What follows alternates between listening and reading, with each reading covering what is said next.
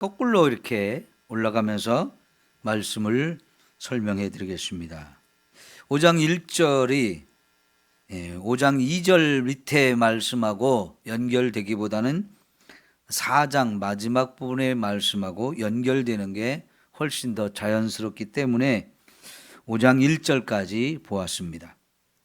원래 히브리어 성경에는요 5장 1절이 4장 마지막 절로 들어가 있고 5장 2절이 5장 1절로 시작이 됩니다.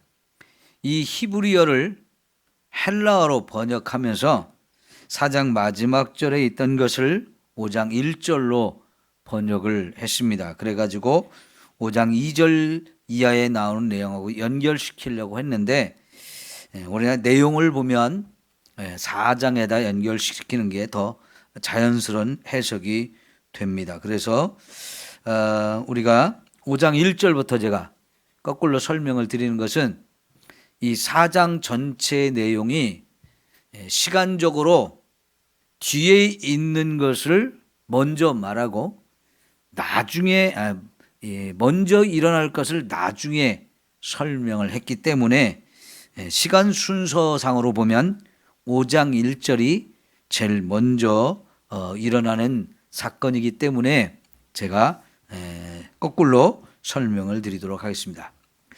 자, 여러분 5장 1절을 보면 딸 군대여 너는 때를 모을지어다. 왜냐하면 그들이 우리를 애워쌌음이 막대기로 이스라엘 재판자의 뺨을 치리로다 그랬습니다. 누군가 우리를 와서 애워싼다는 겁니다. 이 우리는 이스라엘 백성이에요. 이 이스라엘 백성들을 사방에서 적이 와가지고 둘러싸고 공격을 합니다. 그 결과로 어떻게 되느냐? 이스라엘의 재판자, 여기 재판자라고 설명이 됐지만 이거는 여러분 사사라고 표현된 단어하고 똑같거든요. 사사기에 사사로 표현된 단어, 그게 여기 이제 재판자로 번역이 됐는데요. 이 재판자로 번역된 이 단어는 통치자, 구원자, 재판자, 이 모든 걸 뜻하는 단어이기 때문에 이게 재판자로 여기서 번역은 했지만 그 의미하는 것은 이스라엘의 최고 지도자라고 볼 수 있습니다.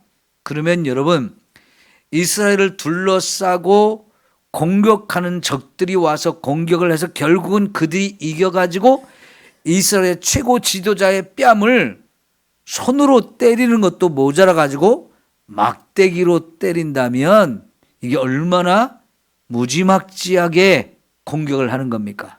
이거는 한 나라의 최고 지도자가 적에 의해서 무시를 당하는데 뺨을 막대기로 때린다는 것은 가장 큰 모욕이죠. 여러분, 이거는 이스라엘 백성이 비참하게 나라가 망할 것을 말씀하는 거예요. 그 앞에 딸 군대여 너는 때를 모을지어다 그랬는데, 그러니까 이방이 이렇게 쳐들어오니까 이스라엘 백성들에게 군대를 빨리 모아가지고 대적을 해보라는 겁니다. 그런데 그래봐야 아무 의미가 없어요. 왜요? 이 하나님께서 보낸 이 이방 나라가 이스라엘을 치는데 이스라엘이 아무리 대적해도 이길 방법이 없는 거예요. 왜 이런 꼴이 됐을까요? 이거는 지금까지 우리가 대부분의 선지자들이 말했던 것 때문에 그렇습니다. 대부분의 선지자들이 뭘 예언했습니까? 이스라엘의 죄를 지적하면서 이 죄를 빨리 회개하라. 너희가 너무너무 심각한 죄를 많이 졌는데 이 죄를 회개하지 않으면 하나님 너를 심판해서 이방 나라를 불러와서 너희들을 망하게 할 것이다. 이 예언을 계속했잖아요. 이 예언에 따라서 지금 이 5장 1절은 하나님이 이방의 군대들을 불러와서 너희를 쳐가지고 너희를 망하게 할 것이다 라고 예언하고 있는 내용입니다. 이게 이제 하나님이 역사에 많은 시간표를 예정한 것 중에 첫 번째 일어날 사건입니다. 구약 시대, 미가 선지자 시대, 이사야 선지자 시대에 앞으로 이루어질 많은 일을 하나님이 계획하고 예언을 하셨는데 그 중에 제일 먼저 일어날 그것은 이스라엘이 회개하지 않으면 그 죄 때문에 심판해 가지고 나라가 망한다는 거였어요. 근데 그 나라 망할 때 꼬라지가 뭐냐면 이스라엘 완전히 와서 포위를 당하고 그 왕이 이렇게 모욕을 당하는 겁니다. 그러면 여러분 역사적으로 남유다가 멸망할 때 마지막 왕은 시드기야라고 하는 왕입니다. 바벨론 사람들이 와서 그를 사로잡아 가가지고 이제 이 시드기야 왕이 바벨론과 맞서 싸우려고 굉장히 노력을 많이 했어요. 여러분 이게 맞는 것 같죠? 나라가 망하려고 하니까 나라를 지키기 위해서 왕이 군대를 모아서 끝까지 대항을 했단 말이죠. 그런데 사실은 이게 하나님이 원치 않는 거였어요. 예레미야가 그때 뭐라고 그랬냐면 싸우지 말고 항복해라. 이방 나라가 너희들을 공격하는 것은 하나님이 계획한 거다. 너희들의 죄를 심판하려고 하나님이 이방 나라를 불러와 가지고 너희들을 심판하는 거니까 싸우지 말고 항복하고 포로로 끌려가라. 이게 하나님의 계획과 뜻이었어요. 그런데 시드기야 왕은 이 예레미야 선지자의 마지막 충고를 다 거절하고요. 아니야. 거짓 선지자들의 말을 듣고 우리 싸워 이길 수 있어. 나라 지킬 수 있어. 지금까지도 하나님 우리를 지켜주셨잖아. 우리가 다시 하나님 앞에 이렇게 작정하고 도움을 구하고 우리가 힘을 모아서 싸우면 하나님이 이기게 해줄 수 있어. 이게 거짓 선지자들의 말이었어요. 근데 문제는 뭐냐면 죄를 회개하지 않고 하나님께 기도하면 하나님 도와주신다. 이거였거든요. 근데 예레미야는 회개하지 않으니까 망해. 그게 하나님 뜻이야. 그러니까 싸우지 말고 포로 끌려가. 그랬거든요. 근데 시드기야 왕은 거짓 선지자들과 함께 결탁해서 참 선지자인 예레미야를 옥에 가두거나 죽이려고 이런 시도도 했어요. 결국은 맞서 싸우다가 바벨론이 워낙 강해가지고요. 맞서 싸우지 못했습니다. 나라가 망했어요. 그런데 시드기야가 포로로 잡혀가지고 끌려가가지고 바벨론에 가서 눈이 다 뽑혔어요. 뺨을 막대기로 때린다는 말보다는 더 심각한 상황이 된 거지요. 두 눈이 뽑혔어요. 그러니까 그 시드기야 왕을 그렇게 한 이유는 끝까지 맞서 싸웠다고 괘씸죄에 걸려가지고 사실은 포로로 사로잡혀가지고 묶여가지고 질질 끌려간 것으로 끝나지 않고 그냥 눈을 빼버렸어요. 두 눈을. 너무나 비참하죠. 근데 그 전 왕은 엘리야김 왕이라고 하는데 그 왕도 이렇게 하나님 말씀 안 듣고 계속 고집을 부리다가 결국은 애굽의 왕이 쳐들어와 가지고 이 엘리야김 왕을 사로잡아서 애굽으로 끌고 가서 그 사람도 거기서 죽였어요. 그러니까 남유다가 멸망할 때 두 왕이 아주 이렇게 비참하게 죽었는데 오늘 여기 5장 1절에서 말씀한 내용 그대로 되어진 것이라고 볼 수 있습니다. 여러분, 이렇게 되어진 원인이 뭐라고 그랬죠? 죄 때문이라고 그랬죠. 우리가 여기서 첫 번째 깨달아야 될 것은 죄는 반드시 하나님의 심판을 가져옵니다. 지난 주일날 설교가 바로 그런 내용이었잖아요. 우리는 죄인이라는 거.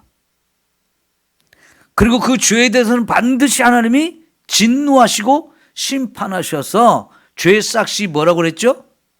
사망이라고 그랬어요. 죄는 반드시 하나님의 심판을 불러옵니다. 그런데 여러분, 하나님께서 우리의 죄에 대해서 이렇게 들춰내가지고 너 죄인이잖아, 맞잖아, 확실한 증거를 가지고 우리에게 들이대시는데 그 이유가 뭐라고 그랬죠? 심판하는 게 목적이라고 그랬어요? 우리를 부끄럽게 하고 창피해 주는 게 목적이라고 그랬어요? 그게 아니라고 그랬죠? 그럼 왜 하나님이 우리를 죄인이라고 이렇게 자꾸 몰아붙이는 겁니까? 내가 죄인인 것을 깨닫고 인정하고 회개하기를 원하셨던 거예요. 그럼 회개하고 나면 하나님은 어떻게 하십니까? 우리 죄를 다 용서해 주시고 우리를 구원해 주시는 거지요. 이게 하나님의 너무나 엄청난 은혜이고 축복인 줄 믿습니다. 그러니까 죄를 지었어도 회개하면 하나님 반드시 그 죄를 다 덮으시고 용서하시고 구원해 주시지만 회개하지 않으면 결국은 하나님 무서운 심판을 받게 되어지는데 과거에 이스라엘이 회개하지 않다가 이렇게 무서운 심판을 받았습니다.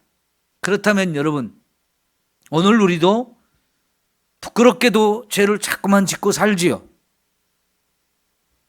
그걸 우리가 자꾸 깨닫고 하나님 앞에서 우리 죄를 다 내놓고 회개하면서 씻음 받으면서 살아야 할 줄 믿습니다. 그거 회개하지 않고 자꾸 쌓아놓으면 뭐도 쌓여요? 하나님의 진노도 쌓입니다. 우리 죄가 쌓이는 만큼 회개하지 않고 쌓아두는 만큼 하나님의 진노도 쌓아두는 거니까 그러다가 한 방에 막 어마어마하게 얻어쳐지죠. 그렇게 살지 말고 회개할 때 빠르게 기회를 주실 때 우리는 빨리빨리 회개하고 더 새롭게 살려고 더 노력을 해야 할 줄 믿습니다. 자, 그런데요, 여기 5장 1절에서 우리가 하나 더 생각해 볼 게 있어요. 이스라엘 재판자의 뺨을 치리로다 그랬는데 예수님이 사실은 이런 꼴을 당하신 거예요. 예수님은 로마 병정들에 의해서 끌려갔죠. 그리고 어떻게 됐습니까? 온몸을 채찍으로 때렸어요. 얼굴을, 이 뺨을 막대기로 때리는 정도를 더 지나쳐서 온몸을 채찍으로 갈기갈기 찢어버렸어요. 그리고 십자가에 못을 박았잖아요. 또 이 사람들의 말로 예수님을 찔러대는 게 얼마나 무서웠습니까? 말로 찌르는 게 육체를 이렇게 채찍이나 창이나 이런 걸로 찌르는 것보다 더 독할 때가 많거든요. 네가 무슨 하나님의 아들이냐? 네가 무슨 메시아냐? 네가 그렇다면 십자가에서 내려와 봐. 그럼 우리가 믿을게. 이게 얼마나 예수님을 조롱하고 무시하는 겁니까? 사람들이요, 예수님을 그렇게 채찍을 때리고 십자가를 지게 하고 십자가에 못을 박아 매달아 놓고는 온갖 조롱과 무시와 멸시 이런 엄청난 말들을 쏟아놨는데 그런 게 다 예수님을 마음 깊은 곳에 막 창을 찌르고 칼을 찌르는 대단한 이야기들이잖아요. 근데 왜 예수님이 이렇게 무시당하고 뺨을 맞고 온몸이 갈갈갈 찢겨지는 고통을 받으시나요? 예수님 자기의 죄 때문에 그런가요? 우리의 죄를 짊어지셨기 때문에 그렇습니다. 우리 죄 때문에 예수님이 그렇게 엄청난 일을 당하는데 우리는 그것도 모르고 예수님을 이렇게 자꾸 손가락질하고 무시하고 짓밟아버리고 더 큰 못을 박아버리는 거죠. 그런데 예수님이 그렇게 하셔서 결국은 우리의 죄를 다 용서하는 길을 활짝 열어놓으신 거예요. 그런 일을 정말 당할 필요가 없으신, 죄가 없으신 예수님이 그런 무지한 이렇게 무시를 당하고 짓밟힘을 당하고 모욕을 당한 것은 그렇게 해야만 우리 죄를 용서할 길이 열려지기 때문에 그런 것이죠. 우리는 이 기절을 통해서도 예수님이 우리에게 베푸신 은혜와 사랑이 얼마나 엄청난지를 같이 또 깨달아야 할 줄 믿습니다. 자, 이제 4장 11절로 한번 올라가서 13절까지 말씀을 좀 보려고 하는데요. 이제 많은 이방 사람들이 모여서 너를 치며 이르기를 시온이 더럽게 되며 그것을 우리 눈으로 바라보기를 원하노라 이랬어요. 예.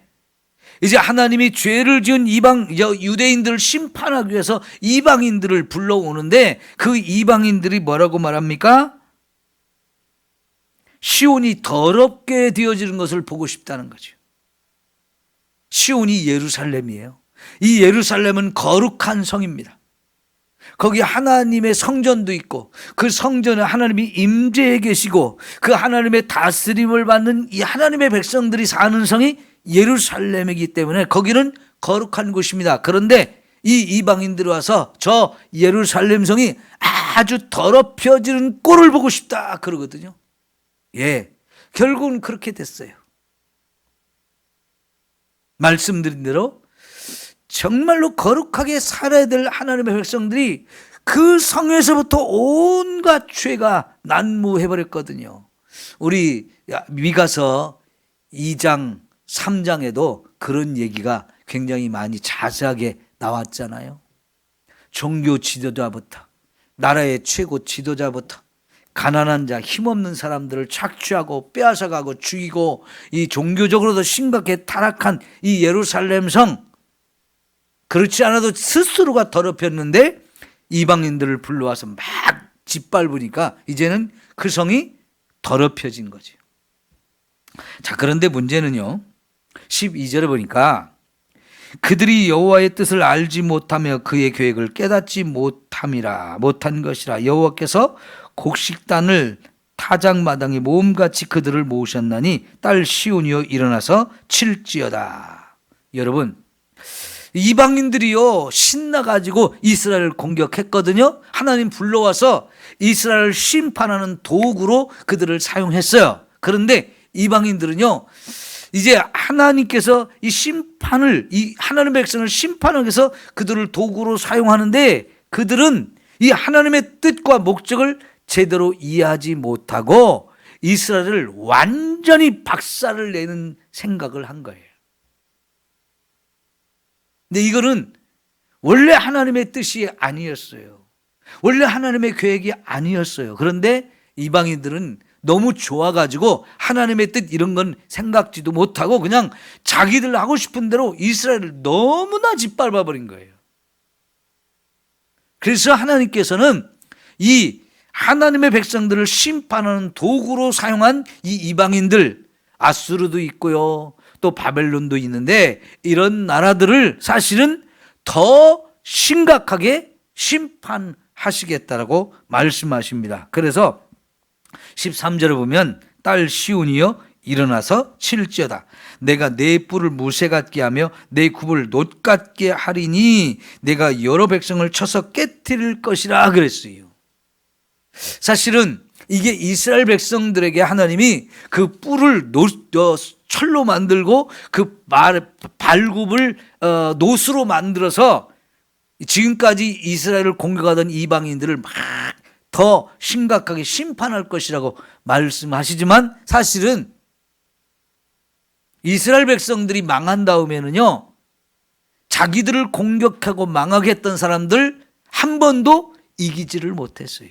그럼 이건 무슨 뜻일까요? 이거는 하나님이 직접 이스라엘 공격하고 망하게 했던 그 사람들 너무나 잔인하고 너무나 포악하고 너무나 무섭게 도가 지나치게 심판했던 이 사람들에 대해서 하나님이 심판하겠다라고 말씀하시는 내용입니다. 여러분 생각해 보세요. 구약 시대부터 시작해 가지고 신약 시대까지 구약의 이스라엘 백성들을 공격해서 이스라엘을 괴롭혔던 나라들 사실은 세계 최강의 강대국이었어요. 그런 나라들이 한때는 이스라엘을 공격해서 이스라엘과 엄청난 고통도 주고 심지어는 나라도 망하게 했었어요. 그런데 여러분 이스라엘을 공격해가지고 망하게 했던 나라들 이상하게 그 나라가 얼마 안 돼서 바로 망해버렸어요. 그렇죠?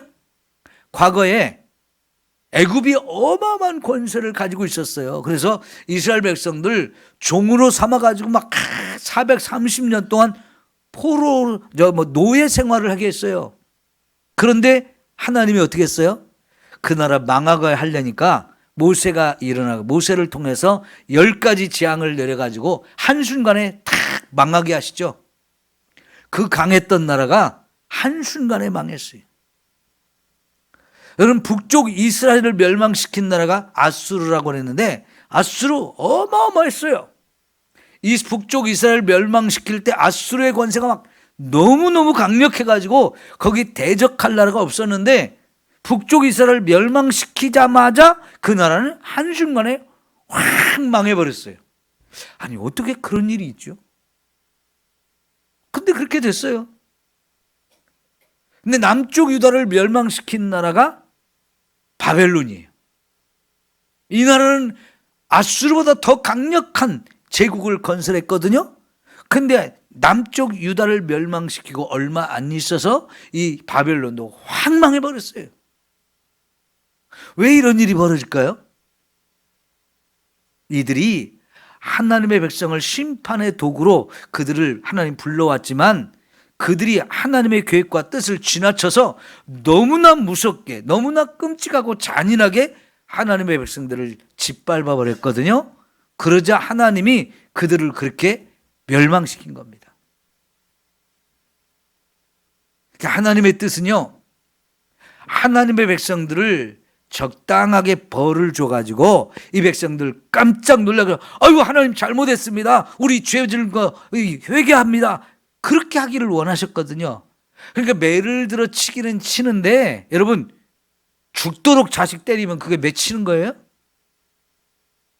적당히 때려가지고 우리 아들 딸들 정신 차리게 해가지고 아이고 잘못했어요, 나 다시는 안 그럴게요, 정신 차리게 하려고 하는데 때리다 죽여버렸어. 그거 맞는 거예요, 틀린 거예요? 부모는 그런 부모가 없잖아요.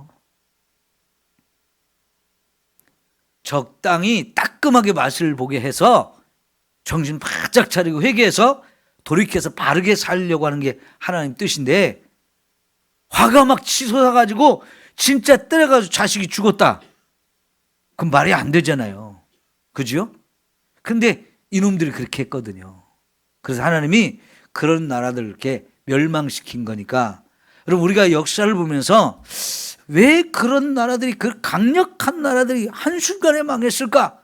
세상적으로 보면 이해가 안 가는 거예요. 그런데 말씀에 보면 그렇게 한 것이 그들을 향한 하나님의 더 무서운 심판이었죠. 그게 이제 하박국서에 가면 우리가 보게 될 겁니다. 그리고 여러분, 신약 시대에도 하나님의 교회를 핍박하는 세력들이 지난 2000년간 계속 있었어요. 지난 2000년간 전 세계 교회를 핍박하는 세력들이 엄청 많았습니다. 특별히 예수님 당시로부터 이 로마라고 하는 나라가 얼마나 수많은 기독교인들을 죽이고 엄청난 박해를 했습니까? 근데 로마라는 나라는요, 역사상 가장 큰 대제국을 건설했고 그 대제국으로서 굉장히 오랜 시간을 버텼어요. 그런데 여러분, 그 힘을 가지고 기독교를 처음 시작하는 단계부터 엄청난 핍박을 가했거든요. 그러니까 기독교가 처음 일어날 때 그 모습하고 로마라고 하는 이 강력한 이 제국의 힘하고는 비교가 안 됐어요. 우리가 뭐 세 발의 피, 목에 다리 워카 이런 얘기 하지만요, 그렇게 해도 비교가 안 될 정도로 로마라는 권력은 어마어마했어요.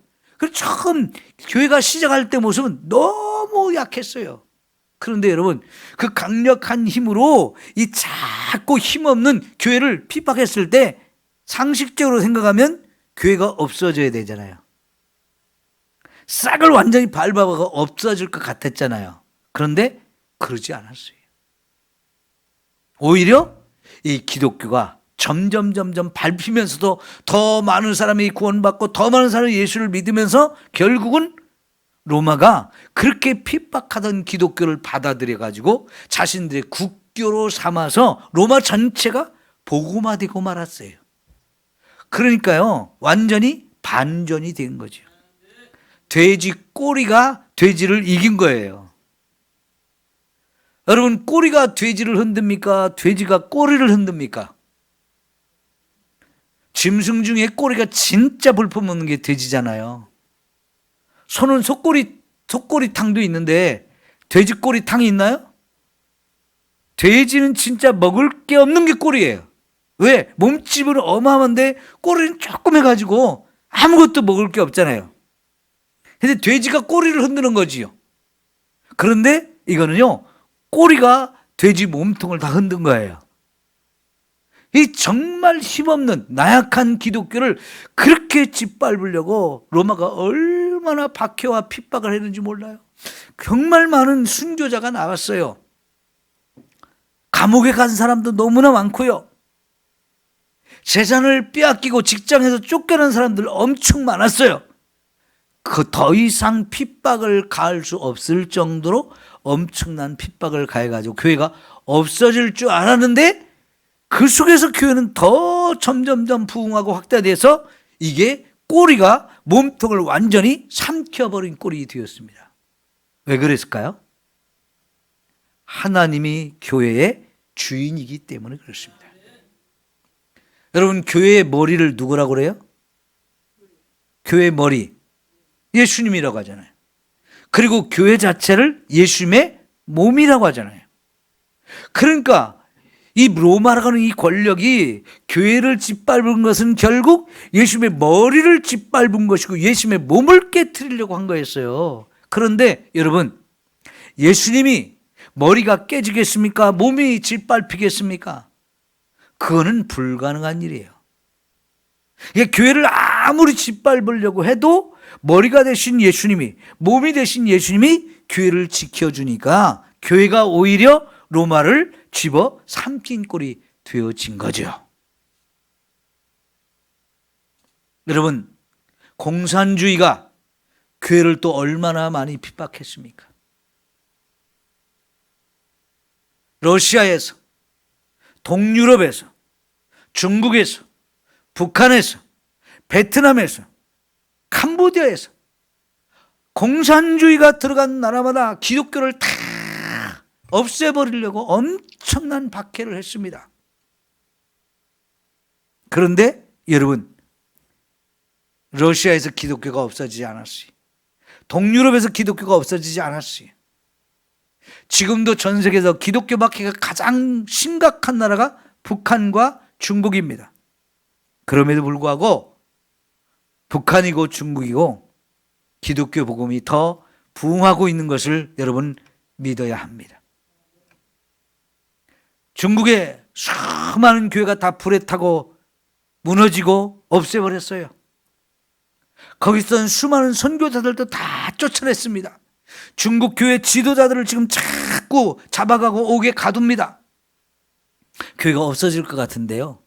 그런 박해 속에서도 지금도 여전히 중국의 기독교는 계속 부흥되고 있어요. 70년 동안 북한의 이 공산 독재 속에서 기독교를 싹 없애버린 것 같았잖아요. 그런데 여러분, 탈북민들의 보고에 의하면 어때요? 그런 가운데서도 오히려 북한에서 복음이 점점 더 확대되어져 있고 그런 가운데 점점 더 많은 사람들이 예수를 믿는다는 것을 우리는 듣고 있잖아요. 얼마 전에 여러분들이 신의 악단이라는 영화를 보셨죠? 그 영화를 봤을 때 어때요? 죽여도 예수를 믿잖아요. 죽으면서도 예수를 믿잖아요. 그 죽음 속에서도 여전히 복음이 증거되어서 많은 북한 사람들이 예수를 믿게 되고 탈북했던 사람들이 예수를 믿고 나 죽어도 좋으니까 북한에 들어가서 내가 복음을 전하겠다고 그렇게 북한에 들어가서 복음을 전하는 수많은 사람들이 있는 걸 우리는 들었잖아요. 그러니까요, 하나님의 말씀이 맞는 거예요. 교회를 핍박했던 세력들, 과거에 이스라엘을 핍박했던 세력들이 어마어마한 힘을 가진 세력들이었어요. 그런데 그런 세력이 아무리 짓밟아도 하나님의 교회는 절대로 사라지지 않습니다. 그것은 하나님을 대적하는 것이고 하나님을 이길 수가 없기 때문입니다.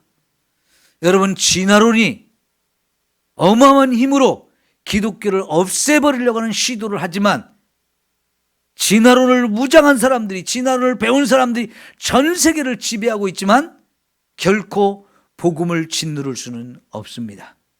동성애를 찬성하는 사람들이 전 세계에 그렇게 많이 확산되었고 그들이 기독교를 없애버리려고 아무리 노력해도 교회는 없어지지 않습니다. 왜냐하면 예수님이 교회의 머리가 되시고 하나님이 온 세계의 통치자가 되시기 때문인 겁니다. 그러니까 여러분, 우리가 살면서 세상의 권세가, 세상의 어떤 철학과 세상의 어떤 사상이 또 어떤 이단들이 막 일어나가지고 교회를 막 짓밟아버리고 교회를 무시하고 교회가 막 힘이 없는 것 같잖아요. 지금처럼 우리나라에서 교회가 힘을 잃어버린 때가 없어요. 정말 안 믿는 사람들이 교회를 무시를 얼마나 하는지 몰라요. 교회가 점점 숫자가 줄어들고 세상 사람들이 비난의 목소리가 높아지고 안 믿으려고 하는 이 세력이 많아진다 할지라도 여러분 걱정하지 마세요. 교회가 이깁니다. 네? 왜요? 하나님이 우리의 왕이시기 때문에요. 온 세상의 통치자이기 때문에. 우리가 감옥에 잡혀가고 교회가 폐쇄되고 교회의 재산을 다 정부가 가져가고 많은 사람들이 옥에 갇힌다 해도 걱정할 거 없어요. 왜요? 교회는 우리 것이 아니에요. 주님의 것이에요. 음부의 권세가 교회를 넘보지 못한다라고 말씀을 하셨어요. 주님이 교회의 주인이시기 때문에 교회는 결코 사라지지 않습니다. 결국은 교회가 이기게 되어 있어요. 그래서 우리는 믿음을 지켜야 되고 교회를 사랑하고 주님을 더 사랑하는 거지요. 이게 하나님의 계획이기 때문에요. 자, 그래서 여러분 9절 10절을 보시면 이제 내가 어찌하여 부르짖느냐 그랬어요. 뭐 때문에 부르짖느냐? 너희 중에 왕이 없어졌고 내 모세가 죽었으므로 내가 해산하는 여인처럼 고통함이냐? 예, 왕이 다 없어졌습니다. 나라의 중요한 일꾼들, 지혜로운 자들도 다 없어졌습니다. 그런 나라가 없어진 것 같잖아요. 그러니까 사람들이 탄식하고 부르짖습니다. 이거 어떻게 해야 됩니까? 우리 이 고난 당하는 게 너무 괴롭습니다 하고 부르짖는데 너희들 그렇게 울기만 하지 마라. 에? 탄식하지 마. 보세요. 딸 시온이여 해산하는 여인처럼 힘들여 나을지어다 그랬어요. 우리가 지금 고난받는 게 마치 여인이 해산할 때 당하는 그 고난만큼 지금 힘듭니다. 사람들이 부르짖어요. 우리 여자분들은 너무나 잘 알죠. 여러분이 다 자녀들을 낳아봤으니까. 남자들은 그거 참 잘 몰라요. 세상에 제일 고통스러운 게 해산할 때 고통이라고 하는데 지금 유대인들이 너무 고통스러워서 우리의 이 고난은 해산할 때 고통 같다는 거예요. 그래서 막 부르짖어요. 근데 하나님은요, 해산하는 여인처럼 힘들여 낳아라 그랬어요. 아무리 힘들지만 자식을 낳으라는 겁니다. 해산의 고통이 힘들지만 참고 자식을 낳잖아요. 그럼 어떻습니까? 아무리 힘들게 낳았어도 새 생명이 태어나면 그 새 생명 때문에 해산의 고통을 다 잃어버리죠. 그죠? 그래서 여자들은 또 임신을 해요. 죽도록 고생했는데도. 죽을 고생을 했는데도 또 임신하고 또 아기를 낳으면 고생하면서 아기 낳으면 좋아가지고 막 너무 좋아하잖아요. 하나님은요, 너희가 지금 이렇게 너희들의 죄를 회개하지 않아서 하나님의 심판으로 이렇게 고통을 받고 있지만 그 고통에는 끝이 있고 그 고통이 끝나고 나면 해산하는 고통에 비교할 수 없는 큰 기쁨이 있다라고. 그러니까 힘들여서 나라 그랬어요. 그 다음 봅시다. 왜냐하면요, 이제 내가 성읍에서 나가서 들에 거주하며 또 바벨론까지 이르러 거기서 구원을 얻을 것이다. 성읍에서 편안하게 살고 있었던 사람들이 성읍에서 쫓겨났습니다. 그래서 성이 없는 들에서 천둥벌거숭이로 사는 거예요. 근데 그것도 안 돼가지고 거기서 바벨론까지 포로로 끌어갔어요. 여러분, 여기 지금 미가 선지자가 바벨론이라는 나라를 말할 때는 바벨론은요 별로 알려지지 않은 아주 작은 나라였어요. 아수르가 너무 커가지고 바벨론 꼼짝도 못하던 시대예요. 그런데 미가 선지자는 지금 아수르가 문제가 아니고 너희들은 바벨론에 의해서 끌려가가지고 포로 생활을 할 것이다. 이거는요, 하나님이 아니면 알 수가 없는 얘기입니다.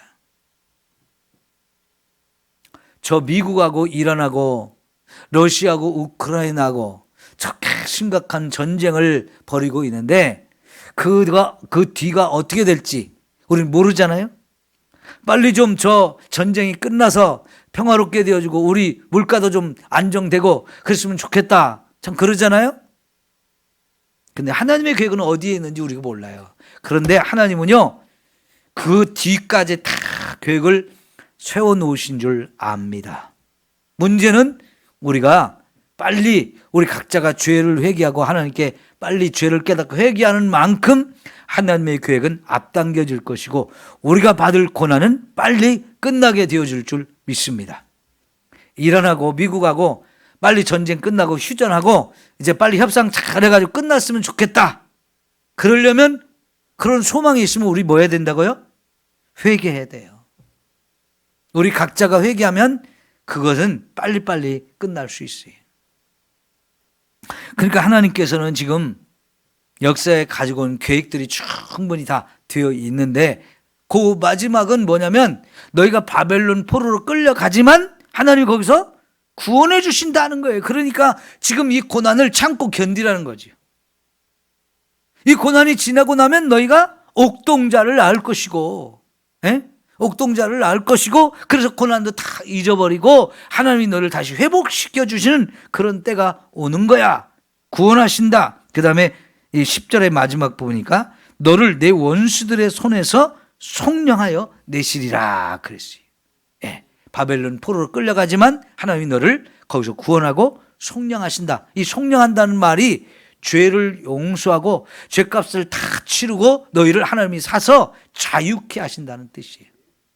그것이 지난주에 우리가 보았던 6절부터 7절에 있는 말씀. 포로에서 다시 돌아오게 되어지고 그래서 나라를 다시 세운다. 여기까지는 이제 이루어지는데 그 다음에 너희를 강한 나라로 만드시고 하나님이 영원히 너희를 다스리는 그런 세상이 온다. 요거는 교회를 통해서 지금 이루어가고 있는 거예요. 요 마지막은 진짜 하나님이 우리를 다스리는 것이 완성되어서 우리가 천국에서 주와 함께 영원히 사는 이런 축복의 세상, 평화의 세상, 풍성한 축복을 마음껏 누릴 수 있는 세상이 오게 되어질 줄 믿습니다. 그때 이방인들도 하나님 마음껏 구원하시는 이 은혜가 이루어지는 거지요. 여러분 어제 새벽에 예수님께서 백부장의 하인의 믿음을 보시고 그 백부장의 믿음을 보시고 그 하인의 병을 치료하시면서 예수님이 백부장의 믿음이 너무 좋다고 놀라셨죠. 그러면서 하신 말씀이 뭡니까? 때가 되면 많은 이방인들이 와서 예수님을 믿고 구원받아서 천국에 들어가고 나라의 본자손들은 이 나라에서 천국에서 쫓겨나가지고 바깥 어두운 데서 이를 갈며 슬피 울 거다 그랬는데 그 말씀이 뭐예요? 이방인들이 구원받을 것을 예수님이 말씀하시는 거였어요. 이 백부장이 제일 먼저 구원받은 이방인이에요. 믿음으로. 예수님이 그 사람을 구원해주고 그의 병드는 하인도 고쳐주셨어요. 근데 예수님은 그 이방인 한 사람 구원하는 걸 끝나지 않고 구약의 예언에 따라서 많은 이방인들이 이렇게 유대인보다 더 많이 구원받을 걸 말씀하시는데 그거는 이렇게 구약의 선지자들이 이미 예언해 놓은 말씀이 지금 예수님을 통해서 성취되고 있는 것을 보여주고 있는 거거든요.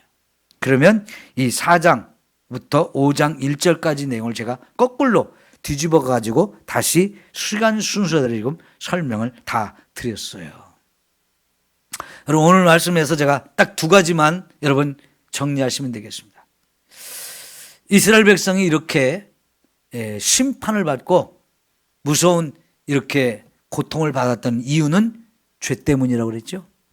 그래서 오늘 우리도요 이 세상 살아가면서 죄 안 지으려고 죄와 자꾸 싸워야 되고 죄가 이건 죄다 여러분이 깨달으면 빨리 떠나셔야 돼요.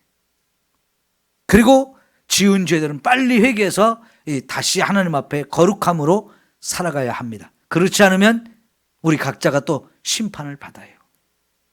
그러나 믿음으로 살면 하나님은 언제나 남은 백성은 엄청난 축복을 주셔요.